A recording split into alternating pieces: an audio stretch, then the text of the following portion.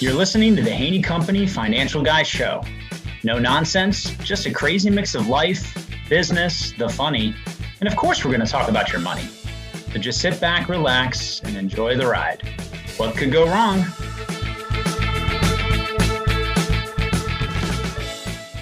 Welcome to another episode of the Haney Company Financial Guy Show. I am excited for our episode today because this is the third, and I would say probably going to be one of the most fun and interesting parts of this little mini tax series we've been doing. And I've got my friend Matt Chancey here to unpack some really powerful stuff. So thank you, Matt, for being on with me today. Appreciate it. Absolutely. Thanks for having me, Brian. Looking forward to the opportunity. Awesome. Most people know that the first four questions are the hardest and most complicated. So I try to get them out of the way first, then everything else we say usually flows a lot better from there. So if you could have dinner with any famous person, and we're going to go all throughout human history, so they can be alive, they can be deceased, who would you want to have a meal with? Man, I thought about this when you kind of asked me, and I'm all over the board because I'm not really like a person that gets starstruck by famous people. So that doesn't interest me per se, but like I started thinking about historical figures is where my mind went. Right. And so so somebody like Albert Einstein would be interested to see what was going on in that dude's nugget. But even people like Julius Caesar, or Genghis Khan or somebody, right? We look at that person today and we kind of vilify them for what they did, the rape and pillage and the murder and all this stuff. And I wonder if you interviewed that guy, he'd be like, bro, we were just hungry and trying to find food all the time. We didn't realize we killed a few million people. I was just starving, right? I wonder historically, looking back at some of those things, if their perspective on what they've done historically would be so much different than the way we perceive it, looking at it through our lens today. And I'm so glad you mentioned it, because literally as you started that, it was funny you said it, and Genghis Khan is one of the people that's always rolled around in my head. And I agree. I think, history, I think a few people have said it this way, history is very much a matter of perspective, right? We happen to be here now with all of the information, and this, we consider ourselves very well informed and have our own kind of framework, but everything is time and context, right? People will look back on us now 100 years from now, and who knows how they'll kind of. So let me follow up on that. I watched a documentary series. I watched a documentary series called Exterminate All the Brutes. And It was the history of the world in a 4-part series talking about migration and how people have moved around the planet over centuries based on trade routes and materials, like silk and spices and water and where vegetables and stuff and foods could be grown. And it was very interesting to exactly what you said, is the framework of history is told through the lens of the conqueror, never through the lens of the conquered. And this 4-part series talks about from the perspective of the people, of the indigenous people of the areas that were wiped out or exterminated because migration came their way for their natural resources or whatever. Very interesting. It kind of makes you feel like a bad person, but you don't see many things told from that vantage point. So if anybody's listening, if you haven't seen Exterminate All the Brutes, 4-part documentary series, I think it was either 4 or 8 hours long. It was a lot. It was very, very, very interesting. That's fascinating. Which channel was it on? Was it like a Netflix or Prime or? I don't remember that. I can't remember that. Just Exterminate All the Brutes. So, fascinating. Very fascinating, honestly. I was just like, holy goodness, this is not the way they tell this in history class. Right? Yeah. No, I mean, and that's, again, I think that's so critical. The more, when you get outside, you have a paradigm shift, you can see things through more than one perspective, you become a better person, and it just improves your capacity to understand the world that you live in now. And so I love that.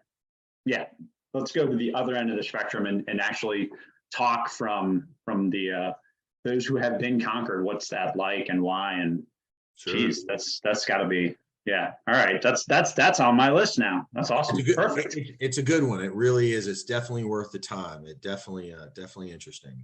That's awesome. All right. What food will you not eat under any circumstance? This is really simple. It's sea urchin. It is terrible. It's the worst thing I've ever stuck in my mouth. It's like a mushy, like if you've never had it, and when you bite into it, it's like just like it just explodes more ooky mush. It's just disgusting. Like it's Wow. terrible. I'm having a visceral reaction to your describing it. So that's all that'll go on my not to ever try list. Ugh, yeah. No sea urchin. No, don't do it. All right. I agree. I mean, again, seeing your face even as you're telling this story, I'm like, all right, I'm not going there. All right. Um, if you could start a band, what would you name your band?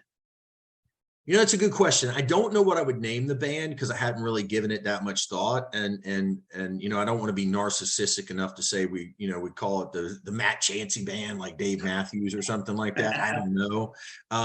But I could tell you what I would if I could start a band and I could like make music. I would want to the genre of music I would want to be like a mashup between like Chris Rock, or not Chris Rock, like Kid Rock, Limp Bizkit, Billy Idol, like rap metal or something. Like I know All that right. sounds insane, but I just loved that type of music when I was coming up in the 90s and in college and all those years. And just that would just be the vibe that I would want to give off if I had a band. Don't know what we would call it, but like that's the vibe I would want to give off. I like it. I mean, this is one that it's a question. If I ask it myself, I don't know if I have a good answer, or if I do, it probably changes each time I think about it.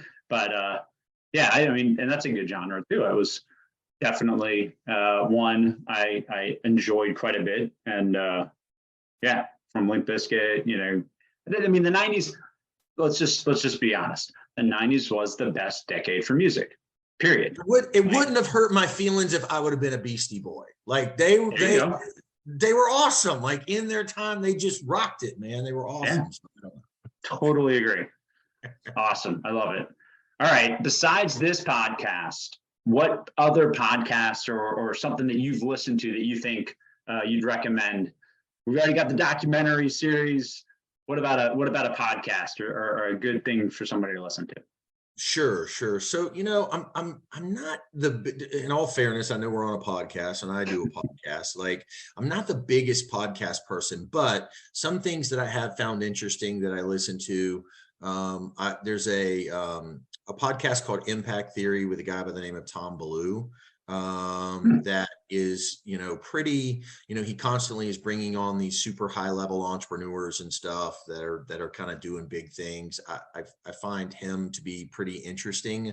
I don't necessarily agree with all of the guests that he brings on, but I think he does bring on some really interesting topics that you don't that I don't necessarily think of all the time. So that's been interesting. I'm not the biggest Joe Rogan guy, but I think everybody is. I'm not trying to be like, but I've listened to it a couple times. I think it's somewhat entertaining. But I do a lot of audiobooks. Like I'm a fan of kind of like audiobooks. That's probably where I spend more time than podcasts. And recently finished one by Ray Dalio. I'm trying to think of the name of the podcast that was on it, but Ray Dalio created Bridgewater Associates, which is like one of the biggest hedge funds of all time, and his systems and process. And then the book talks a lot about the systems and processes that he had to put in place to scale this business that thought differently than other people in the industry at the time. He was very much a quantitative thinker in at a time when technology and computers didn't exist with the computing power the way that they do today. So he very much was trying to embrace technology and letting like the analytics make decisions for him before analytical decisions was really a thing. And then the funny part is I recently met a guy personally the other day, literally in the past 30 days, that spent the first 18 years of his career at Bridgewater and Associates and Wow. worked with him directly. And we were able to talk about that book. And it was so cool that I had just finished the book. And I literally met a guy that spent the first 18 years of his career there. And he said to me, like, what the book says is no joke. He goes, most people, he goes, about a third of the people don't make it 18 months. He goes, but if you make it through the first 18 months, because it's so culturally different, he goes, you never leave. Like it's, Wow. you become indoctrinated and you never want to leave, and you're like a lifetimer. And he goes, but a third of the people there don't make it 18 months because it is, they have this thing that they call radically open transparency about, like, if you make a mistake, like if anybody finds you making a mistake, and I'm paraphrasing, they are going to fire you or punish you in a terrible way for ever making a mistake. But if you make a mistake and you come right out and you openly document it, write it down in a log, talk about how you made the mistake, why you made the mistake, and then the whole firm can learn from the mistake with this open, radical transparency that I made a mistake, like, then the firm grows from that learning iterative process, as opposed to sticking your head in the sand at a normal firm and hoping nobody sees the mistake that you made and it just goes undiscovered. Like here, there's this huge self-reporting of making a mistake, and it's embraced as a good thing because we learn from it and build processes to make us better. And he goes, that is really uncomfortable for a lot of people because we're humans, we make mistakes. Wow. That's fascinating. And yeah, I mean, something that, I think most of us could embrace, at least conceptually. But yeah, that's a good culture to, I would think, again, especially in an industry that's so challenging, I would think that having that kind of culture, knowing that, mistakes are human errors, like we're just all equally fallible, and therefore we can come together and grow through them. They're not, indictments against our character or capacity all the time. Sometimes maybe, but more often than not, it's just we're all trying to do the best we can, and things happen, and that's pretty interesting. I like that. The book is called, I wanted to look it up real quick. It's called Principles. So Okay. Ray Dalio, and the book is called Principles. So it's the principles and the foundation of which he built Bridgewater and Associates over, a almost 50-year career, I guess. And I mean, and if you don't know who Ray Dalio is, I mean, he's one of the, I think, 100 richest men in the world or something like that. I mean, he's what he turned Bridgewater and Associates into has been, amazing at the scale that what they built. But he talks about the human elements, not the technical, what they did, and the math part of it, but the systems and processes of the way that they had to think differently to build something that was different than what existed at the time. So I found it was good. I think everybody should dig into that a little bit. I love it. Fascinating. Man, you're just adding all these things to my list. My list grows all the time. And that's a good lead into, talking about yourself and your practice, because you have, you've got a really unique practice, and you work in a very significant way with some really fantastic folks. So what's the Matt Chancey story? Look, I wanted to do something. I've been in finance for a minute, I guess. And I think there's a lot of people that do. Unfortunately, I think they listen to the ecosystems of which, or the apparatus that they're plugged into. So, there's people in the insurance space that have a BGA type relationship or whatever. And, they're espousing the belief system or the mission of the parent company, and talking about product, services, and strategies that suit the mothership, right? Or maybe you're with a big wirehouse, for those of you that don't know that are listening, the Morgans, Merrills, UBSs, the big companies out there, look, all of these companies have a menu of services that they deliver for a client, no different than a Taco Bell, right? You walk into a Taco Bell and you ask somebody behind the counter at a Taco Bell, hey, do you know what a hamburger is? They know what a hamburger is, and they know that a hamburger is delicious, right? But they don't sell hamburgers. Why? Because they have a menu that says this is the stuff that we sell at a Taco Bell. So people don't recognize that in the financial services space sometimes, that the menu that they go into and see at a financial services company is somewhat curated to provide products and services and strategies that might be congruent with the way that they want to serve their clients, but many times isn't congruent with the way that they want to serve their clients. But now they're stuck between a rock and a hard place, because I'm a person at a place doing a thing that with tools that I don't 100% believe in. And, I don't know how long somebody can do that. So I was stuck in that same apparatus like everybody else. And it was extremely frustrating to have these like handcuffs and limitations of things I could and couldn't do, couldn't serve the people I wanted to serve in the way that I ultimately wanted to serve them. And so I just had to build a business that felt intellectually honest for me and let me serve people the way that I wanted to serve them, and work with the clients that I wanted to work with the way that I wanted to work with them, without those types of limitations. And so, you constantly are pushed against, the limitations of licensing and the way our industry works, which is extremely complex. But, I wanted to work with, and look, everybody says this, about wanting to work with a higher net worth client or a higher income client or whatever. But the reality is not everybody's built for that. Not everybody has the skill set for it. And I'm not telling you that I'm amazing or anything, but, I've always been somewhat entrepreneurial. Very entrepreneurial. I've always had an asymmetric understanding of a risk return trade-off. Like, I understand when the juice is worth the squeeze and when to lean into those opportunities. And not everybody, some people are built to wake up and get educated and work in a cubicle for somebody else for 40 years. They are wired for that. I ain't that person. I needed to work with other people that were like me, that were a little bit off the reservation, because that's the only way that this is emotionally fulfilling for me, is to be around other people that work with me a little bit. And so, and to give you an example, and so I tell this story every once in a while so people find it interesting, is, when I was so I started off in healthcare, ironically, not in finance. And when I was in my late 20s, I got an offer from a guy. So there was a guy at my gym that had raised some private money from a guy that had sold a telecom business. And that guy says, hey, I want you to come help me work for this medical device company. I want to start this medical device business. And how that all worked out is not really the part that's the most interesting part.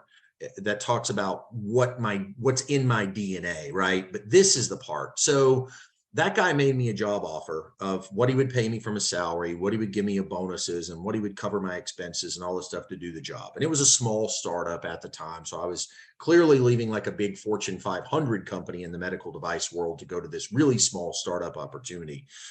And my counter offer to him was, I don't want a salary. I don't want you to cover any expenses. I will manage my own business 100%. But I want 4x of the commission that you're presenting, and I want it paid in perpetuity forever. Every time you receive $1 that I generated, I want 4 times what you said you would give me, and I want my piece of that dollar.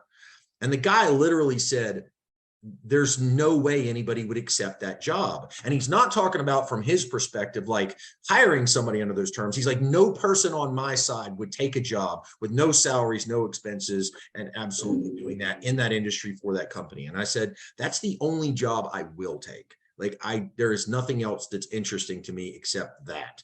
And reluctantly, the guy said, we worked together. And a few years later, I was making way more than he was as the owner of the company. And we had to, negotiate to walk away from one another. Right. But I have always been wired that way, to bet on myself in a way that a lot of people won't. And that's a trait, risk appetite, not that they need to take crazy amount of risk. That's not, like, I'm not suggesting people put their money in a bunch of crazy stuff, because I'm in the financial services space, but understanding how risk works, right, is extremely important. And some people have absolutely no appetite for it. And I've always had a strong understanding of a risk return trade-off. And I think I wanted to work with people like that, that I could help solve problems for, the entrepreneurial type, right? when you open a new business, there's no guarantee that the product lines are going to sell, that the new trucks that you bring on are going to generate revenue, the new employees you hire, the new product lines you launch. There's no guarantee any of that stuff works. But as an entrepreneur, you do it because you think that it's going to work. It's a calculated gamble that I'm going to make $2 for every $1 I lay out, or $3 for every $1 I put out. And I just wanted to work with people that thought that way. And I had to be at a place that allowed me to curate the product, service, strategies, and tools that I use to be able to serve those people. And most financial services companies are built on the back of a product matrix that works for a mass affluent client, which there's nothing wrong with being mass affluent. I grew up poor, so I would have loved to have been mass affluent growing up. That would have been awesome, but the same tools that work for the mass affluent are not the ones that work for the entrepreneurial and the people that understand risk. No, absolutely. And I want to dig in a little bit more, because I really do like the way that we talk. You talk about finances as an ecosystem, and so based on your experience and the people that you work with, how would you describe success in that ecosystem?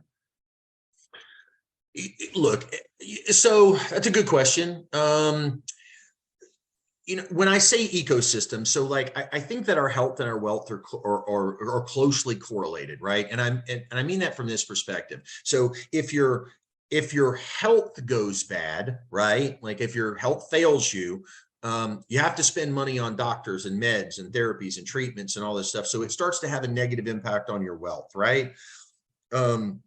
And if your wealth goes bad, I would argue that it causes stress and heart attack and all kinds of other stuff. So it has a negative impact on your family dynamics and the way you treat your kids and your spouse and your coworkers and whatever, right? So I think that your health and your wealth are interconnected and they're very much related. And so if you look at it from that framework, then you say, okay, well, when I look at my health, what are the things that make my health an ecosystem? Well, if you sat down in front of a doctor and you talk to the doctor would ask you things like, well, hey, what are you eating? Are you eating good food? You eating fast food? You eating junk food? You eating fried food? What are you eating? What are you putting in your body? How are you fueling yourself? Are you sleeping at night? You getting a lot of good sleep? Are you drinking plenty of water? Are you consuming too much caffeine? What about drinking alcohol? What about smoking cigarettes, right? What about doing drugs or whatever, right? So all of this stuff that you do to your body or don't do to your body causes your health ecosystem to ebb and flow, to do better or do worse, depending upon how many of those things you do right. And we're humans, we're flawed. So none of us do it all right. We have a few things that we all hang our hat on that we do really good. And then we're like, yeah, but I didn't tell anybody about that bag of Oreos I ate last week. You know what I'm saying? We all have closet health issues that we don't want to talk about, right? We all got that friend that we know that's like, no, I don't smoke. But then every time you go have 3 beers with them in a ball game, you see him outside lighting up a cigarette. They're like, no, it's only after I've had a couple of beers, right? So no judgment, but we all know those people, right? Well, in finance, it's somewhat the same way. You have an ecosystem, and the way that your financial health bubbles up. Investment, insurance, retirement, estate, and taxation are the 5 core pillars of financial planning. Like, it's some of the cornerstone modules they teach you in the CFP and a whole bunch of other training, and there's a lot of guys out there trying to sell insurance to people, and there's a lot of guys out there trying to sell investments to people, and there's CPAs that are supposed to be helping you with your taxes, or tax attorneys and whatnot. And then you've got your estate planning attorneys and all this stuff. And then retirement is primarily your, ERISA and your savings plans. And a lot of people think of a 401k as an investment plan, and it's not. It's a savings plan, right? Mm-hmm. It's really what it's designed for. So, understanding how all those tools work and using them all in the right way. You can be really good at your, investment world, but if you don't do proper estate planning, well, then you lose half of your assets when you ultimately die. And so, did you really make all that money and save all that stuff in the first place to give half of it away because you didn't close the loop with bad estate planning, right? That's how different is that than going to the gym all day, every day for an hour and a half every day, but then drinking a liter of vodka at night every night to put yourself to sleep, right? Like, it's an ecosystem. It's not going to work out well. And so I just look at it from that perspective, and I say, you need to do all these things like the right way, but everybody's life is different. So some people, estate planning is a more core thing that they need to lean into because they have more estate issues in complexity in that side. Whereas other people, it might be the investment sleeve, or some of it might be the insurance piece, right? So everybody's life shows up in that way a little different in that financial ecosystem of the parts that they need to touch more than others. And, you know, my business has gravitated towards the tax side. And so, you know, taxes are, when you're talking about it from things from a tax perspective, tax is the only thing that speaks directly to a high net worth client like a dog whistle, right? Because if you're paying $100,000 a year in taxes, you feel that every single year when you write that check for $100,000 to the IRS, that, hey, I just wrote a $100,000 check to the IRS. That's a car. I just gave a car to the IRS or whatever, right? Like a college tuition, just gave it to the IRS, right? So you hope that, number one, the IRS redistributes that wealth in a prudent way, right?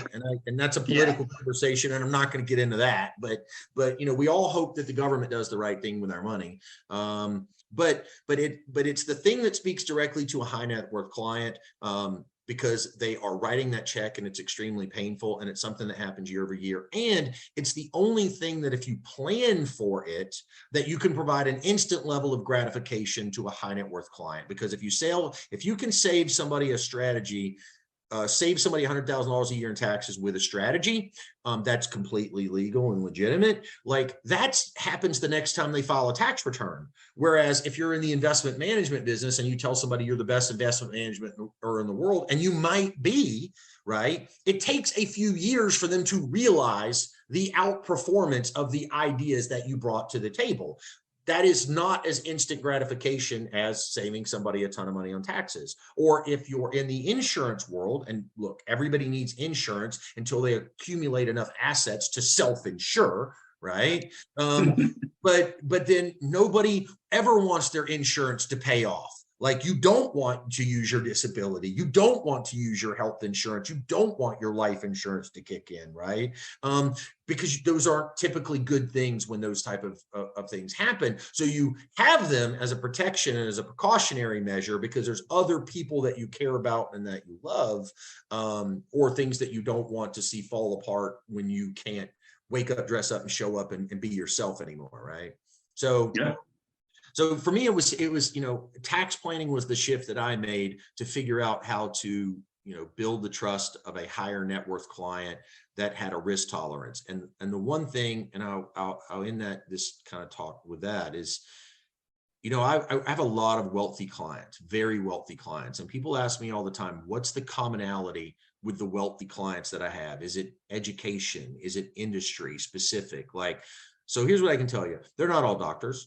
They didn't all go to Harvard, right? I got clients that are high school dropouts that are worth tens of millions of dollars, right?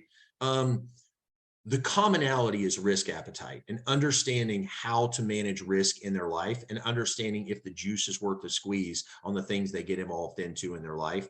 The commonality that all of my rich clients have is understanding how to take calculated risk. Makes a lot of sense, you know, and that's one of those things that, you know, like you're saying, it shows up in that financial framework and their financial ecosystem and their understanding as to why they're going to pursue certain things that other people might not, but also probably speaks to, you know, an element as to why they're wealthy in the first place, because there's certainly a lot of, you know, we can see, you know, those types of traits that help you achieve massive success that, you know, the next 10 people maybe trying to do what you're doing just don't do.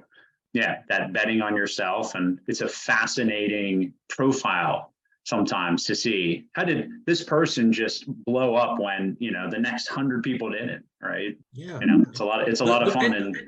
And the road to success is littered with people that went for it and didn't make it, right? Yeah.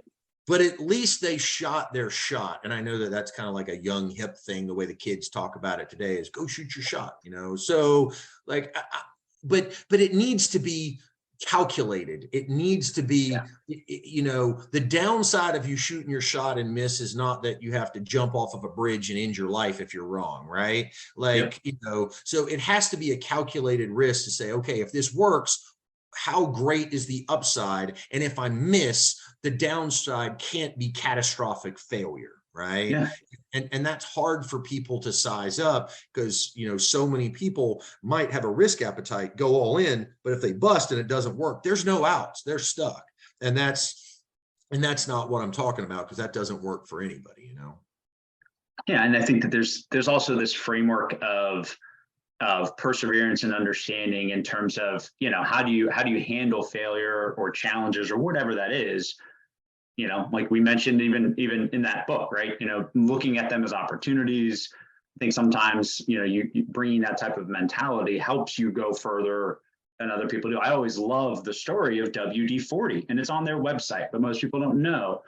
The reason WD-40 is called WD-40 is because it's the 40th version of the formula that worked.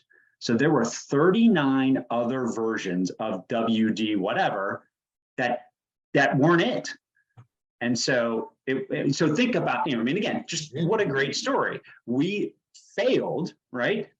39 times to get to WD-40, and there's not a single person that doesn't know what WD-40 is. Probably we all have at least a can of it somewhere in our house, right? Sure. It's just, again, that's a different way of looking at something when you know what you're trying to do and you have a vision and an end game and a means to persevere to get to that kind of a place. It's fascinating. Well, I think they tell that story with Edison, right? Like they say that, Edison finally found a way to make the light bulb, but the way he did that was he found 10,000 ways not to make a light bulb. Yep. Right? Yeah. That has so much value then, especially when it gets into things like you were talking about. So advanced tax strategies. You get into some complex areas that I think certainly the layman and even some of the more adept folks in either tax, accounting, investing, and even the legal fields probably don't know about. So you want to talk about some of the ones that you find come up a lot and or are things that, somebody that's a $10 million entrepreneur with an income problem, income in air quotes, might at least want to be aware of. Well, let's talk about it. And fair, we'll get to that a little bit. Let me talk about it a little bit this way. I think this will help some pre-framing to get to that conversation, right? So there is an expectation, or at least a thought behind the fact that they're like, well, my CPA does tax planning, right? Mm-hmm. And so the reality of that is, and so look, my own mom doesn't even know really what I do. So, but I can tell you a seminal moment when I had a conversation with my mom where it hit home what I do, right? So my mom is married for the third time. She was married to my dad. They divorced when I was young. I had a stepdad in my life for like almost 30 years. Charles passed away. And so my mom got remarried. So my mom gets remarried to this new guy, doesn't know me very well. It is a little intimidated. It's like, I don't want to meet your son, like he's not going to like me type deal, whatever. And I don't care. I just want mom to be happy, right? So they're filing their taxes one year and they're using his CPA, and mom is doing her tax return through his CPA. And so I said, mom's like, God, and there's a whole conversation about, I've helped my mom build a business over the past few years. I have given her the ideas. She has, as we say, our little saying between her and I is, listen, mom, I'm going to tell you what to do, but you've got to make it your own. And I just want you to wake up, dress up, show up, and go leave it on the field today. And we'll see what happens. And if you will do that every day and always put customers first, this will work out. Right. And my mom, my mom is a high school dropout. She had me really young. She has a GED, went back, I got her a high school equivalency or whatever.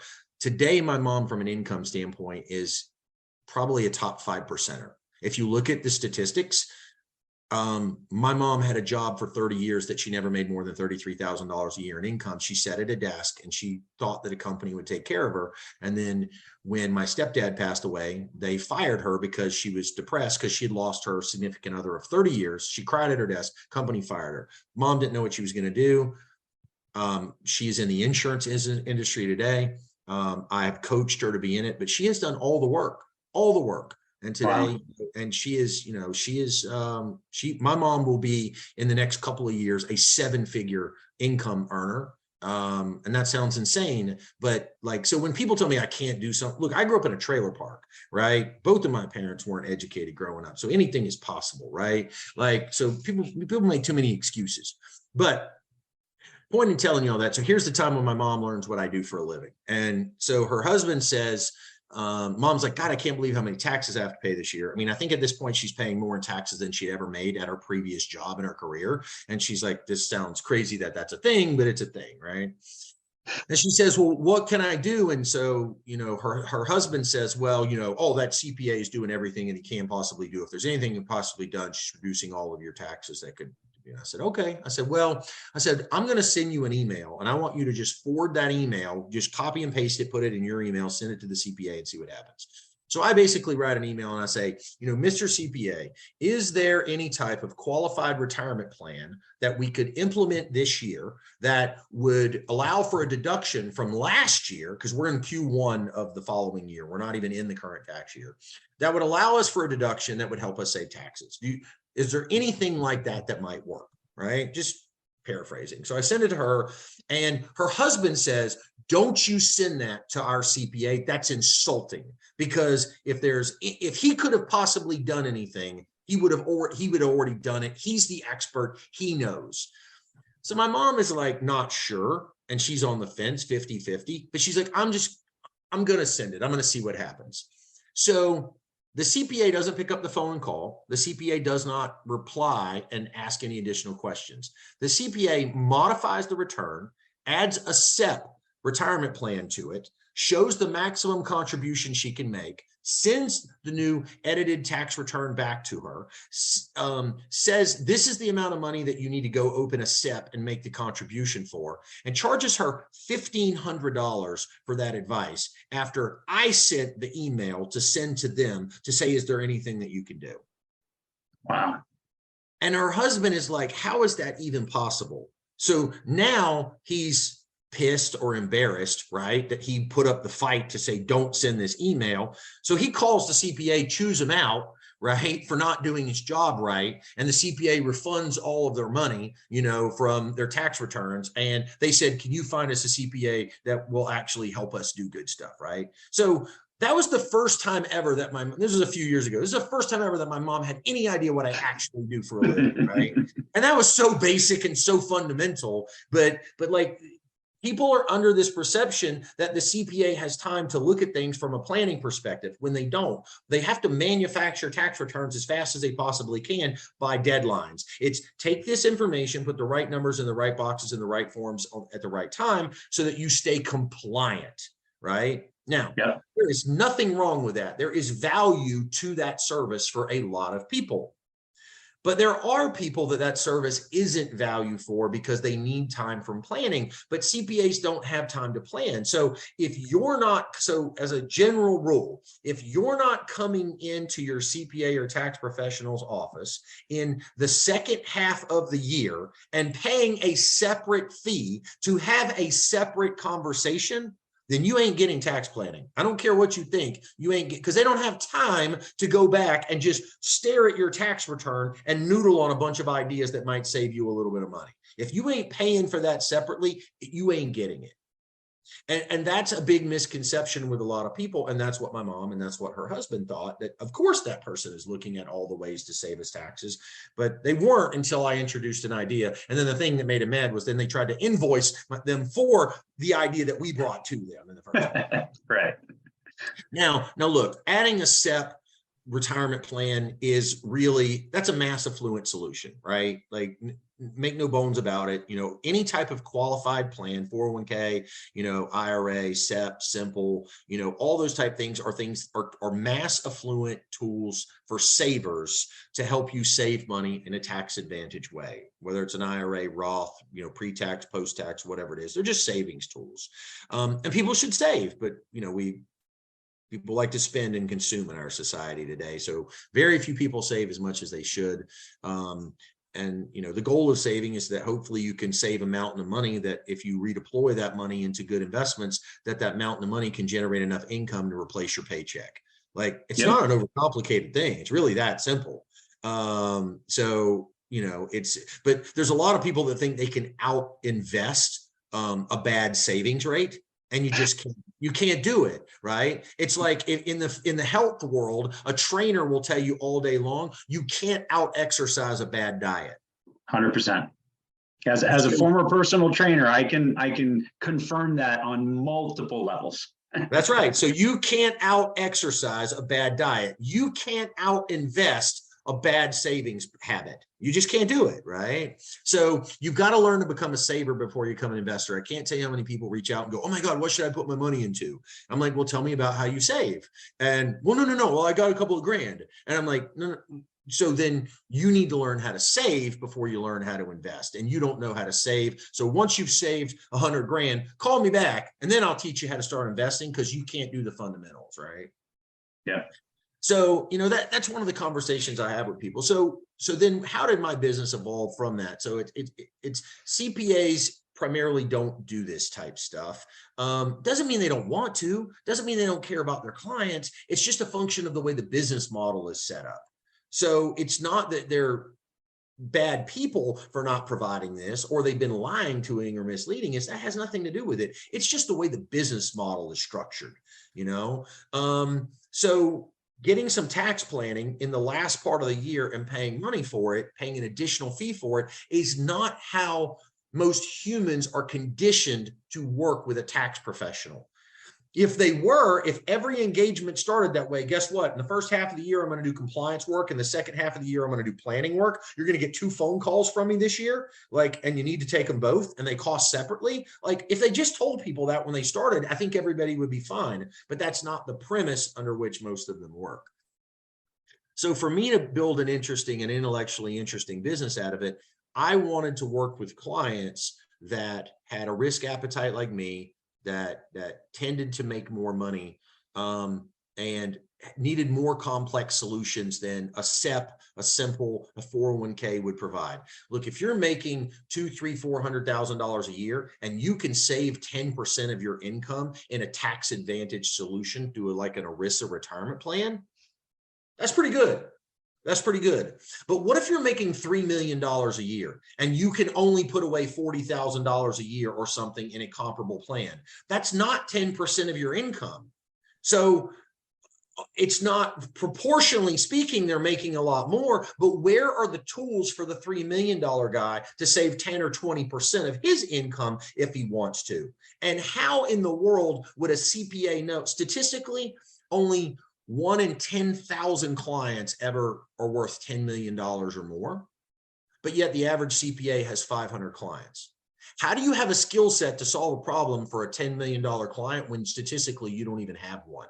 Where did you practice? Where did you learn? Where did you get the tools to solve the problem for that person? You don't, right? And so, but people hire CPAs earlier in their career, and they build trust and they grow together with them. It's almost like a frog boiling in a pot of water, right? You put a frog in a cold pot of water and you turn the heat up on it, and over time it cooks the frog, right? But if you dropped them in hot water, they would eventually know. If you took a really rich client and you dropped him on a CPA that doesn't know how to do sophisticated things, at that point in their career, the client would instantly go, I don't want to work with this guy. He's not bringing anything to the table. But when that client grows big with that CPA relationship over those years, he goes, you know what? I know this guy. I trust this guy. I've been with him for 2 decades. He's got all my personal information. I'm not going anywhere. I trust this guy. And there's a lot of value in trust of what's the devil that I know versus the devil that I don't, right? Yep. Yep. So people stay and get cooked like a frog because they trust the relationship. And I think they should. I think it's very important that you trust a relationship because relationships matter. But that doesn't mean, look, my 3rd grade teacher, Ms. Doherty, was phenomenal. And I can still remember her to this day. I think she was extremely influential on my life. It was the first time I can't remember the name of any of my teachers before, and I don't really remember any of the ones after until maybe I got into high school. But I can remember Miss Doherty from 3rd grade. But guess what? I outgrew Miss Doherty from 3rd grade. I had to move on to 4th grade and high school and college and grad school and so on and so forth, right? So you can outgrow the relationship that you have from a technical standpoint and them still be a valuable relationship in your life, if that makes any sense. Yeah, absolutely. And so what you would hope for in that scenario is that the trusted and valued relationship that you work with, that you built with all these years, would recognize, like, and let's make this analogous to medicine for a second, right? So in the medical field, you have a general practitioner, a DO, whatever, your regular doctor. You go in, he asks you some questions, he runs some tests. If he scans you or whatever test and determines you have cancer, he does not throw you up on the table, grab a scalpel and say, here we go. I'm going to flip open the manual and we're going to cut that cancer out today, right? No. It's crazy. It's laughable. He refers you to a specialist to run more tests, that refers you to a specialist that knows how to get that very specific type of cancer out. It's not only just that it's cancer, it's what type of cancer is it? Where is it in your body? And all of those things matter depending upon the course and type of treatment. And then the time that you get to that specialist, that person only fixes that one type of cancer, probably 100 times a week or something like that. So they absolutely know that type of cancer in that part of the body as a specialist. So the way you should view your CPA is as the hub of, I trust this relationship. I want them involved in my sophisticated tax conversations, but I want them to be able to say, I don't know all of this stuff. And I can't know all of this stuff, but I can help us collectively find people that do know it.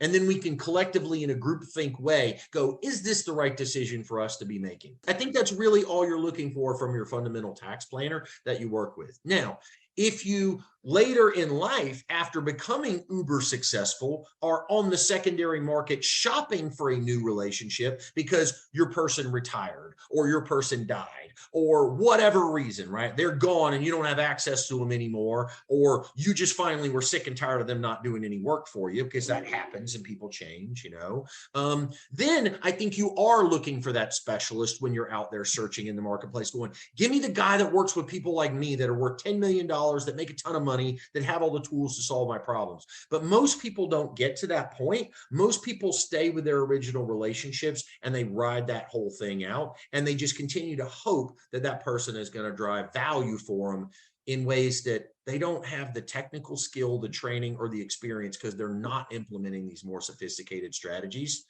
And because of that, you get this issue where people take an idea to their CPA.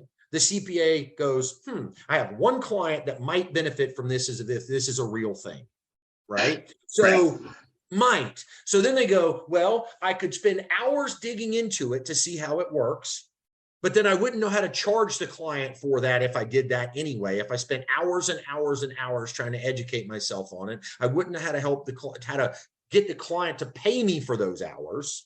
Or they just go, high level, they take a look at it real quick and they go, oh yeah, we've looked at those before for other clients. That totally doesn't work. That's not going to make any sense. That's a bad deal.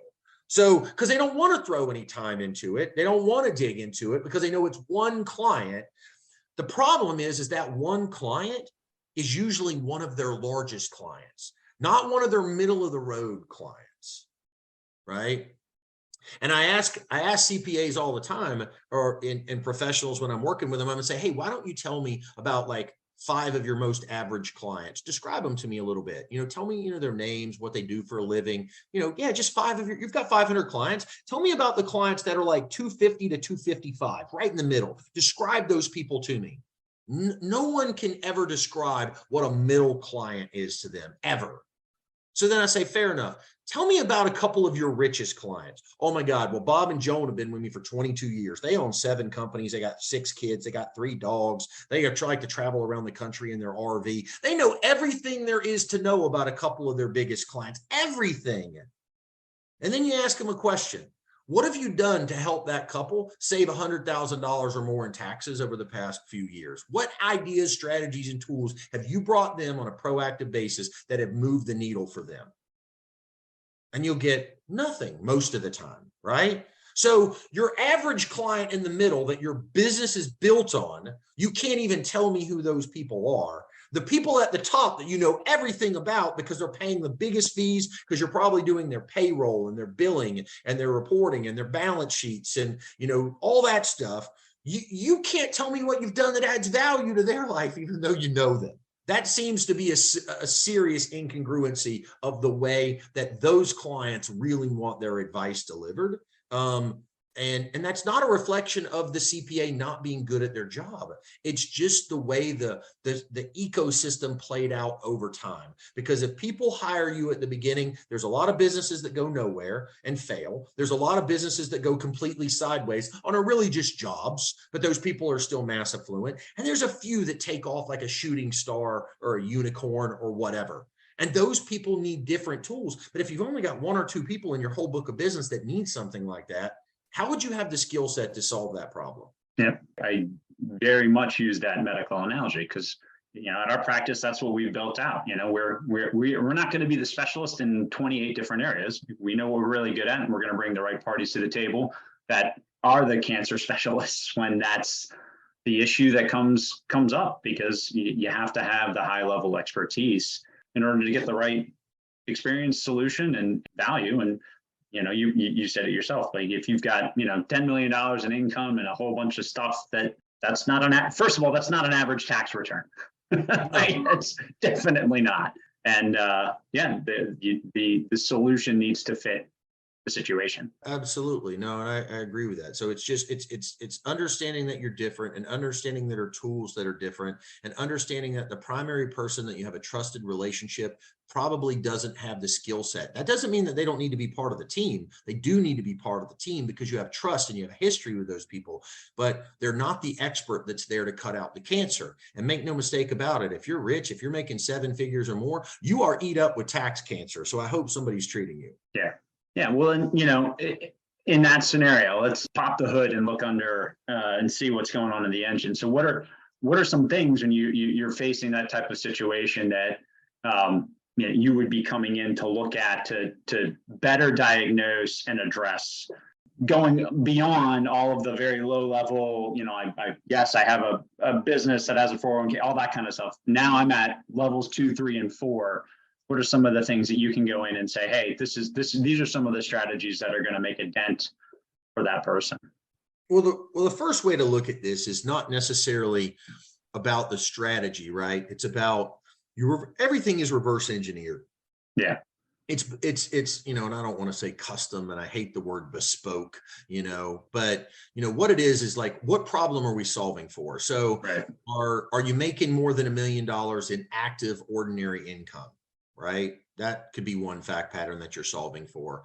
Are you in the process of going through a capital gain event? Are you selling your business?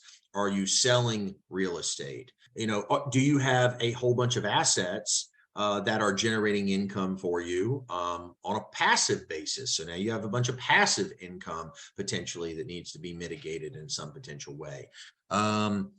Did you sell something that was deductible on the front side or depreciable, and therefore it comes back as what's called depreciation recapture, which is a form of ordinary income, which statutorily has capped, you know, the tax on it is capped. It doesn't go all the way to the top of the brackets like traditional ordinary. But so tax has different nature is my point.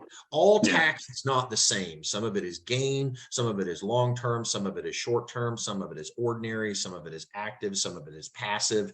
And so understanding the nature of the tax that we're attempting to solve for is one of the first things. It's just not a tax is a tax is a tax. It's what is the tax? How did the tax get generated? And so when we figure that out, then the part is like, well, and then what do we want to do with the money? Like, where does the money want to go? Most people have an idea of what they want to do with the money. So do I want to plow the money back into my business to grow my business? Okay. I hear that from people all the time. My best return on capital, my best return on equity. And this is why financial advisors really aren't very good for business owners most times. And people don't understand this, but there's this huge incongruency. So you get a financial advisor showing up trying to work with a business owner, and the financial advisor is like, hey, let me show you these investments that make like 6, 7, 8% on your money and all this other kind of stuff. And this business owner might not be able to articulate this the right way, but they know that if they take those same dollars and plow them back into their business with more marketing, more staff, something, that they're going to make a whole hell of a lot more money than 8% on their money. And they might not be able to articulate it that way. But so when financial advisors are constantly like, take money off the table, put money into this, put money into that, and the business owner's like, I make 5 times that when I plow it back into my business. Like, why would I want to take and save money? Like, I'm working with a client right now selling a business for $8 million. They're in their early 60s. They don't have $1 saved in any type of retirement plan, in any type of investment, in any type of anything. Every dollar they have ever made has gone directly back into growing their business. But today they're in their early 60s and they're in the process of selling a wedding business for $8 million. Paid off. Guess where they also don't want to put their money when they sell it? In the stock market. They don't have any money there. They have no experience doing that, right? And they go, well, it goes up and down and stuff all the time. And I don't understand how all that works. What I do understand is how to plow money back into my privately held business and have it grow, have a return on equity. And so they don't want to be in the stock market, right? But then you've got this whole financial services industry of a whole bunch of guys that are trained to say, hey, Mr. Business Owner, congratulations, you're selling your business. When you get done with all that, why don't you hand me that money and I'm going to put it in this diversified stock and bond portfolio for you. And you're going to be able to take a 4% withdrawal rate off of that portfolio for the rest of your life. Great. But the client has never done anything like that. They've built this great business. And now at the end of the game, you're asking them to do something that they've never done before and don't feel comfortable with. Like that's a hard conversation, right? So, looking at the nature of the way something is taxed and then saying, okay, look, here's where we are. Here's where we want to be. Where do we want to be? Do we want to put this money back into the business? Do we want to take money off of the table? Do we want to get money into stocks and bonds? Some people like stocks and bonds. I'm not hating on that, but I'm saying this particular fact pattern, this client doesn't. That's why I just brought that one up.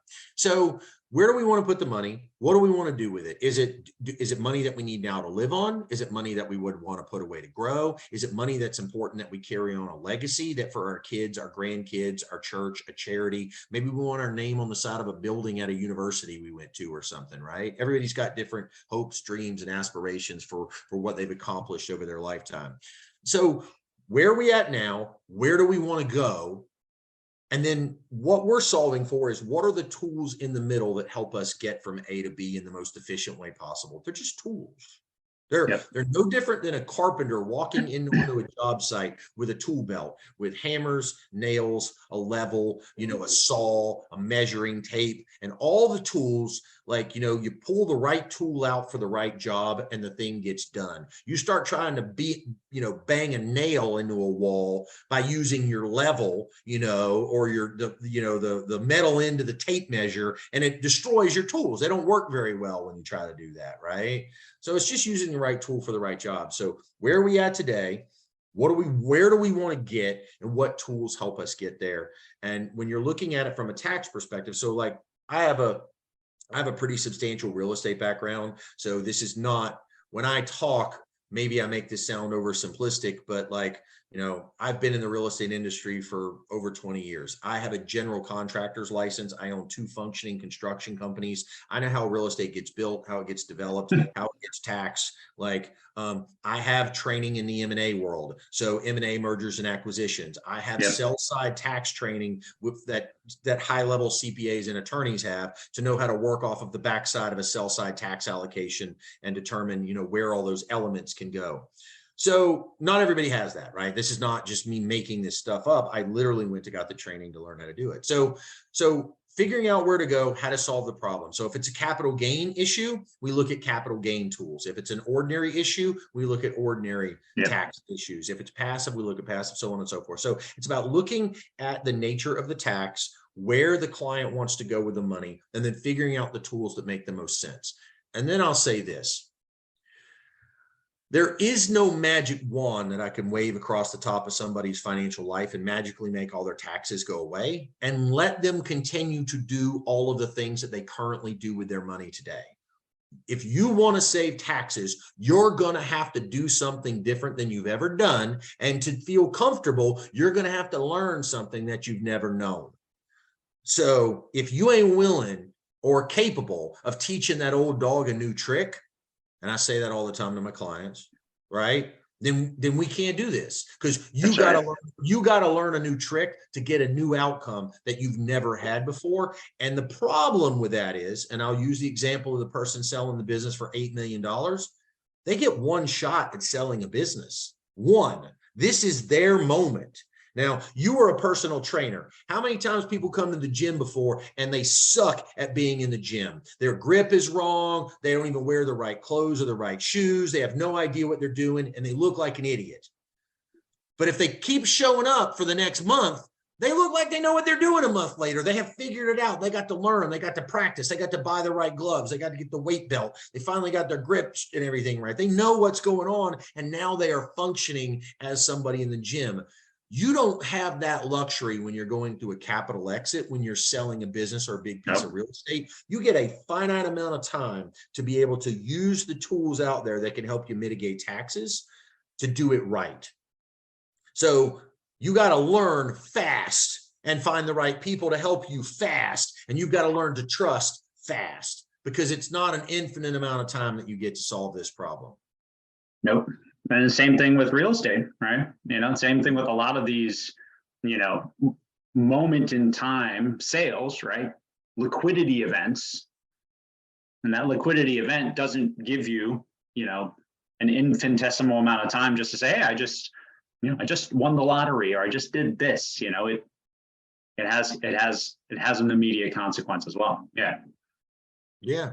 So I mean, those are some of the structural issues with the way that this business works and how you get somebody to that, thing. So I have built my business on, I don't consider the end clients my clients. I consider the centers of influence that have trusted relationships with my clients and have had those for years to really be my clients. Because if I can help them and be that specialist to them, then they can convey that trust to their client of going, you know what? I've been with you 20 years, Bob. And I think what he's saying makes a ton of sense. And I know that, this sounds crazy, but based on everything I know and all the technical stuff I could look into, the way it was presented to me, like, I can see how this makes a lot of sense.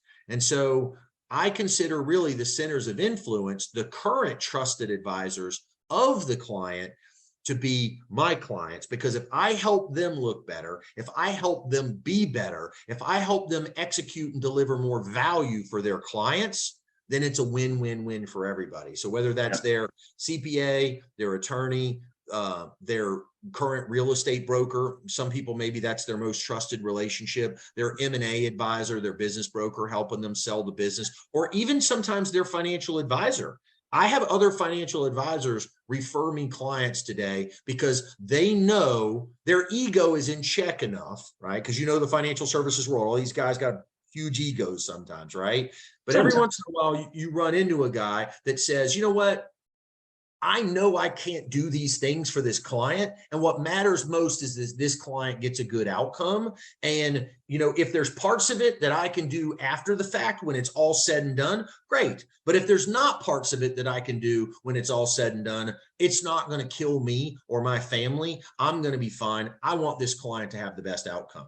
So I get referrals from other financial advisors. I mean, I have tons of financial advisors that are actually my clients, like big, successful financial advisors that are my clients. So I wouldn't have thought that was going to happen. You want to be honest with you.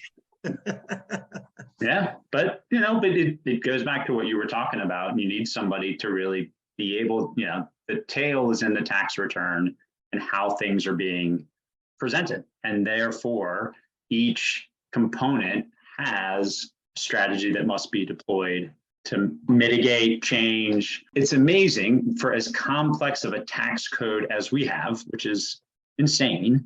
Sure. We also have a tremendous amount of control over how and when we pay taxes. But the difference usually is, do you have somebody that has the specialty knowledge to give you a strategy that allows you to take control versus, letting it happen to you. And then, you're just kind of getting that recorded. Okay, took it in the pipe this year, and I probably will do it again next year unless I figure out a different way forward, like you said. And here's a caveat to that a little bit. I left this piece out. So you said something that reminded me of it, and let me bring this up. So if a business owner understands when they're growing their business that the decisions I'm going to make are not guaranteed to work, but the juice is worth the squeeze on this, right? Why would you file your tax return in a 100% compliant way? I'm not saying you're stealing money. I'm not saying you're lying. I'm not saying you're falsifying stuff. What I'm saying is there's strategies. So people think an audit is a bad thing, right? Sure. Let me play devil's advocate on that for a second. When we were in third grade and we were asked to answer questions and we turned in our answer sheet and it got graded, all that was on it many times was just the answers to the question. And the teacher gave us a score, didn't give us a score, whatever. Sometimes the teacher said, can you show me your work of how you got to that answer? Doesn't mean your answer's wrong. Doesn't mean your answer's right. All the teacher asked was, can you show me your homework, how you got there? An audit is no more complicated than saying, show me your homework. How did you get there? How did this math come together to get there? That's what it is. So how do you answer that? Well, how would you have answered it in third grade? If the teacher says, show me the calculations of how you got to the answer, and you have a blank piece of paper with no calculations on it, what do you think the teacher's going to say? You must have cheated off of Becky because Becky was sitting next to you and Becky could show her homework and she has the right answer, right? Yeah. But if you can pull out your file with all your documentation, here's why we took this position, here's why we thought it made sense, here's the codes, here's the regs, here's the standard, right? Now, is that more complicated than just a normal tax return? Absolutely. But we're talking about huge deltas in outcomes of saving hundreds of thousands of dollars by taking something that's not just a straight line compliant, type tax position. So if you can support it with documentation and it's in the code, look, you're just building a file to say, look, if the tax man comes, here's all of my homework. Here's why I took the position. Here's why I believe it makes sense. And from a tax perspective, with the way the IRS looks at it, this might be a little bit out of the scope of this, but if anybody ever wanted to look it up, when you're taking a tax position, there's would this work? Would, could, should, more likely than not.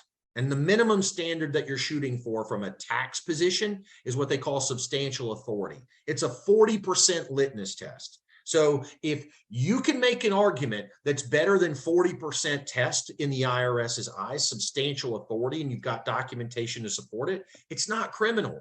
You might pay some late taxes, you might pay some fees, you might pay a penalty or two along the way in some of those areas, but it's not criminal to take a position that only has the substance of 40% of substantial authority. I don't think most people have any clue that that's a thing. No, and I think there's too much fear factor to feel like you're meddling in things when you don't know. But again, that's the thing, right? The difference is being equipped, working with specialists that do know, that can create and use and deploy things that are, you're not in a lab inventing things here. Like, these are proven, effective, tested, code-based strategies. It's just a function of the fact that people don't know that that's the strategy they can take advantage of. It's in the code. Like, for example, 401k. Everybody knows what a 401k. It's a mass affluent tool, right? Mm-hmm. I ask clients all the time, and I'll ask you, is it possible for a 401k to blow up and cause taxation to every person that's a participant in the plan? Is it possible? Yeah. Absolutely. Yeah, you don't do it right. Absolutely possible. There's filing requirements, there's 5500s, there's other things that have to be done to keep a 401k plan compliant. Why does that not happen?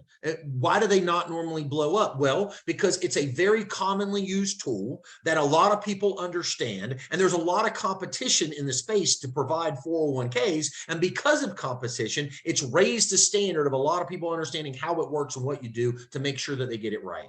Right?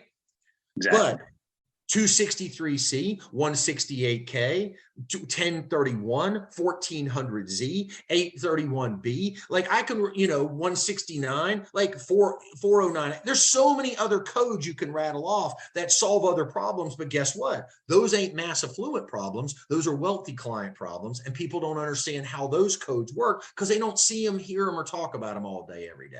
Yeah. They're in the code. They're there. You just have to make an argument, and you have to have the homework to support why you made that argument. Because think about it from this perspective. You think the IRS agent, the auditor that sees that stuff, sees a complex return with that stuff on it all day, every day? No. You're not talking about, like, they see millions, tens of millions, hundreds of millions of returns that come in. We're talking about 1%er problems or 10%er problems of the population, right? 50% of the people in this country don't pay tax. They're filing a return to get a refund.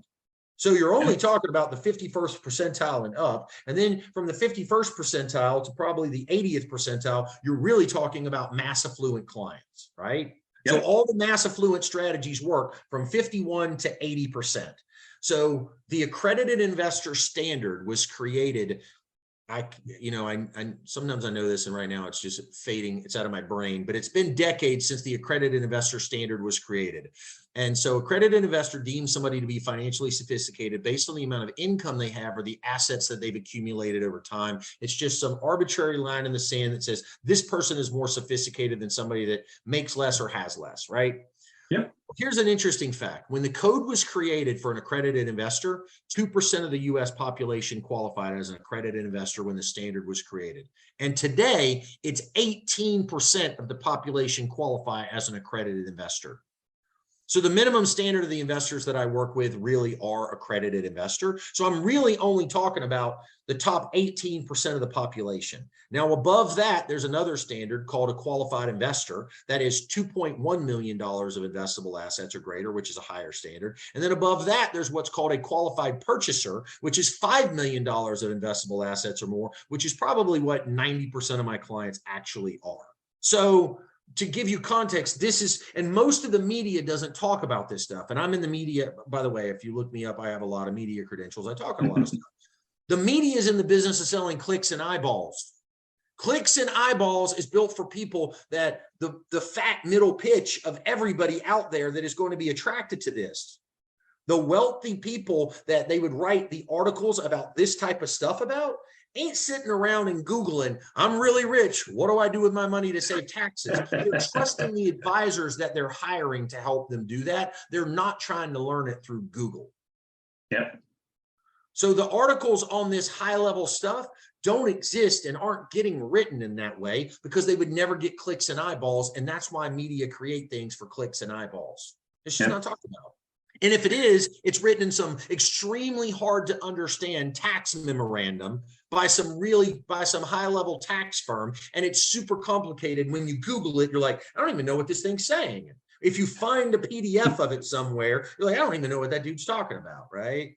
Because it's not meant to be entertainment value that they can sell ads on USA Today or something like that. I'm not banging on USA Today. I'm just saying in general, the media puts stuff out there so that they get eyeballs so that they can sell ads. Ad revenue is how the media makes money, not by giving high quality financial advice that fits your fact pattern.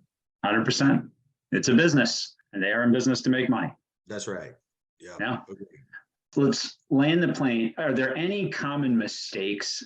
Like, is there a cautionary tale or two that you would want just people to, people that we've described now very, very succinctly, the types of people that you work with, but I'm sure you've had at least a moment or two where you've been introduced to somebody who had a problem, an issue, a concern. Any ones that you think you'd want to share just to highlight, to say, hey, if or symptomatically speaking, right? Usually medically, you only get in touch with the symptom before you figure out and diagnose what the problem is. Are there symptoms that people might want to be aware of that would be this, opportunity to say, hey, maybe I need to check this out? Sure. I think some of the biggest issues that I see today is, look, ones that I already mentioned, your trusted relationship, not having the skill or the ability to practice doing these things.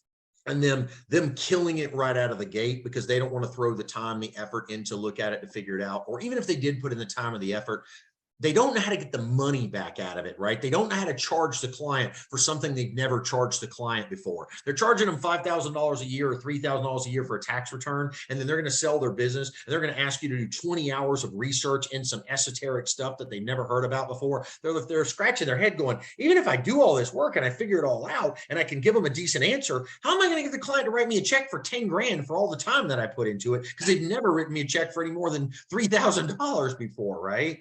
So I think that's one issue, is how does a CPA like provide the value and then get compensated for the value? I think that's really hard. And it's just because they've had years of not doing that and not charging that. So then to do it at the end, the client's like, well, I thought that was what we do. I thought you helped me solve tax problems, you know? So I think that's always a real issue. I think the other thing is, you know, today, and I don't know if it's happening more, or I don't know if I'm just more conscious of it because of the way I think and the things that I see, and maybe the way that social media curates content, the way that it serves it up to us. But clearly I get a lot of tax stuff that shows up in my feed because probably I Google for tax stuff and I read tax stuff all the time. So they send me more. So I would tell you that there's a lot of promoters out there today of structures and strategies that I don't believe have a lot of tax efficacy. They don't necessarily work. They don't work the way that they tell you they're going to work. They don't have, the code is close, but somebody has modified it in a way to tell you that it's better. And the way that they modified it doesn't have the economic substance to it to be able to hold up under scrutiny were it challenged. And I think today, there's this narrative out there that, you know, I've been on this journey for a long time. I think there's a lot of people catching up today to say, if I talk tax, not do tax, but talk tax, I can get a high net worth client to trust me.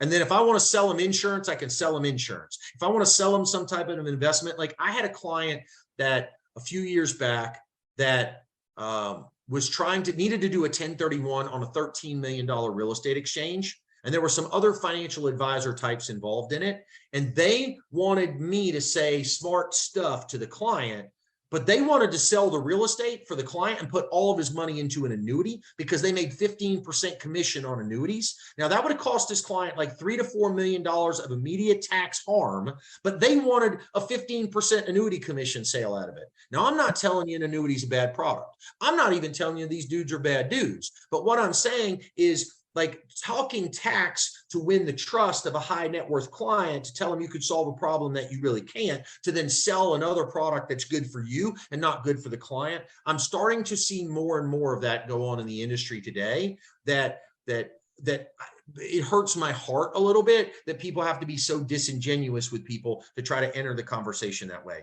For example, the other day, I read something from the service that said, so the R&D tax credit thing is being talked about a ton out there today. The R&D tax credit is a real thing. It really exists. It's in the code. The problem is you've got promoters that learned it from a promoter, that learned it from a promoter, that learned it from a promoter, and they're running around telling everybody about it, throwing stuff against the wall, hoping that it sticks. There's a lot of people trying to qualify for these benefits that it wasn't intended to, and the person they're getting the information from is not qualified. Right. And these, you know,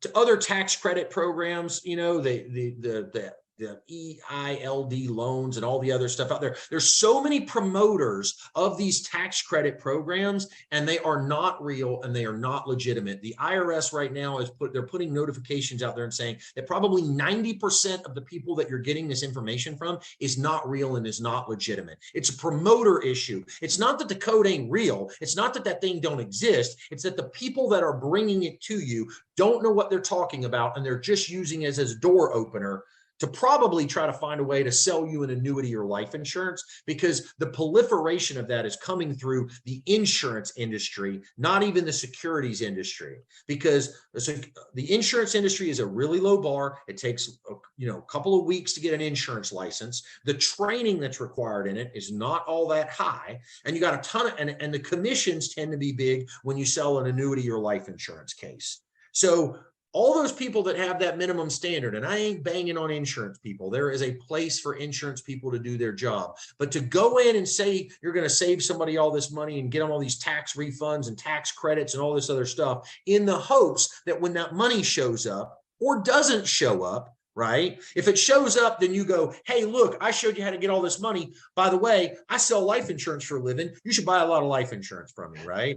Like, number one. But number two, there's other guys that go, oh man, you were so close. We thought you worked. But the time they now spent with that client built a little bit of trust. And the client goes, wow, you at least brought me a cool idea. And I can't believe how close I was to really qualifying for that. Wow, that would have been great. Oh, by the way, you sell life insurance for a living. I need to have mine reviewed. Would you look at my life insurance? So even in scenarios where they can't help the person get the benefit, they are building a little bit of a relationship with some thought leadership that didn't even apply to get to sell a life insurance policy. And once again, I am not banging on the life insurance industry as a whole. It has a valuable role that it plays in the ecosystem that people do. But walking in the door to build a relationship on a disingenuous foundation of being able to do something that you can't do and this person doesn't qualify for, to hope to get enough trust to sell a product like that, is what I'm seeing a lot of.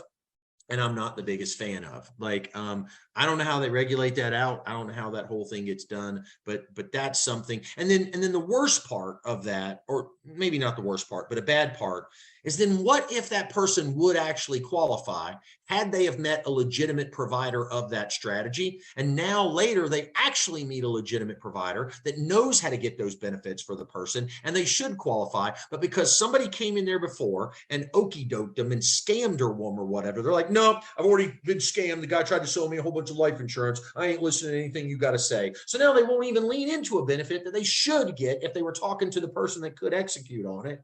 Like, so then they don't get something they should have been entitled to. Those are issues that I see in the marketplace today. And I know it's hard for the average consumer to know how to vet the person, the professional that they're talking to, about how do they know what they're talking about? What are their credentials? How do they know that they're real? You know, I know that's hard for people to figure out. And I don't know how to answer that stuff, right? Except, I guess, maybe go to the Google machine and just do as much research as you can looking up on people. But that's some of the biggest issues that I see today. People promoting strategies, you know, and you see it a lot of in the cost savings world. You see a lot of cost savings advocates out there, you know, talking about, you know, we can help you save cost on this and costs on that. And, you know, like I had a story from a client that ran a restaurant. They did $30 million of revenue, and a cost reduction analyst got at them and said, we can cut your merchant processing expenses by thousands or tens of thousands of dollars. And the guy's like, you know, look, we're in the restaurant business. We know that we could have a lot of leakage in the merchant processing space. So we are very diligent. Matter of fact, I have a person that does nothing but constantly stay on top of our merchant processing. We know we're good there. This consultant, adamant, I guarantee you we save you money. I need all these documents and this, that, and the other. Like, I would bet my life on it.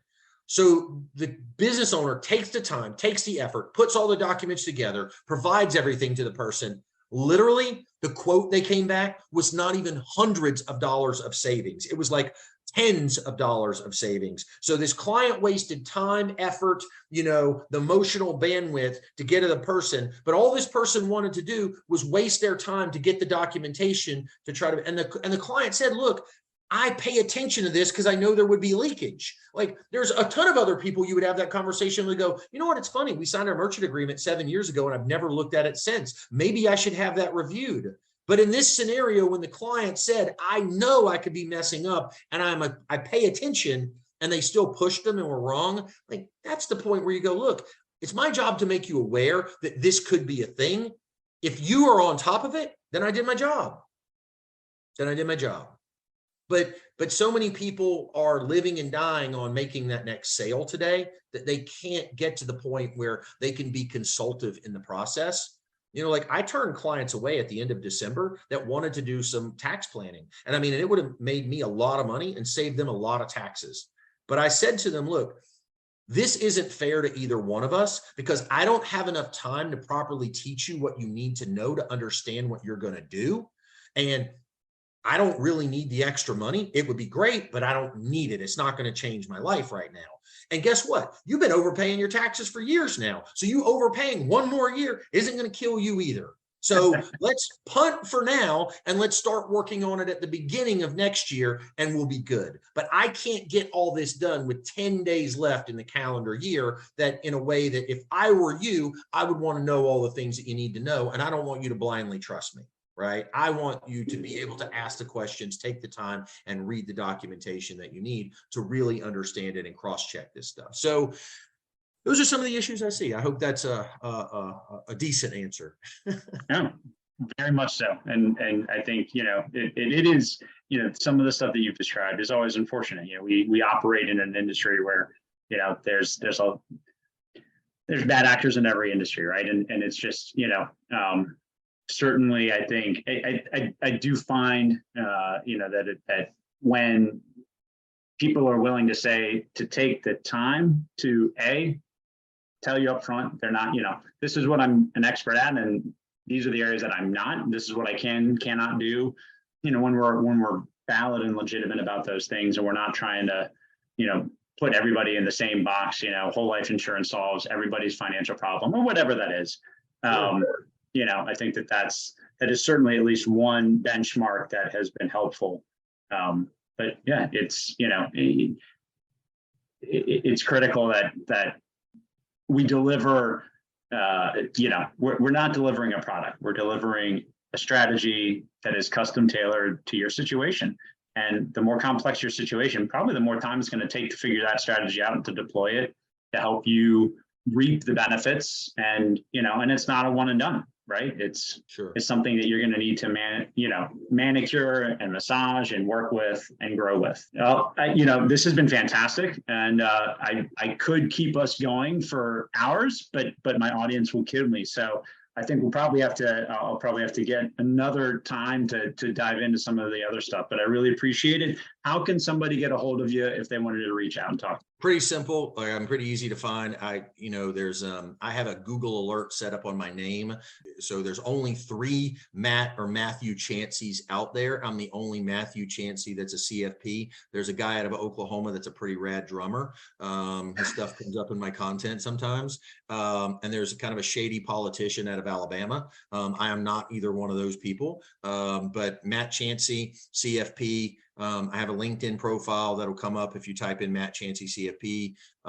My website is Matt Chancey, and I think the one that I use today is Matt Chancey Live, live.com. So, go to LinkedIn. You can connect with me there. Send me a message. Tell me how you heard about me. I prefer somebody to make a warm introduction. Consider LinkedIn like if you met somebody in a room. You wouldn't just walk up and say, nothing and hand them your business card. You would introduce yourself, right? Say, hey, exactly. I'm so-and-so. I heard you on so-and-so's podcast. Sounded interesting. Would love to connect. Please introduce yourself. Say hello. That would be appreciated. But LinkedIn's a great way. The website, there's some contact information there. Pretty easy to find me. But Matt Chancey, certified financial planner. I'm based in Florida. So not hard to find. Awesome. Appreciate it. Thank you for your time today, Matt. Good stuff. Thanks, Brian. I appreciate you having me on, my friend. It was a great time.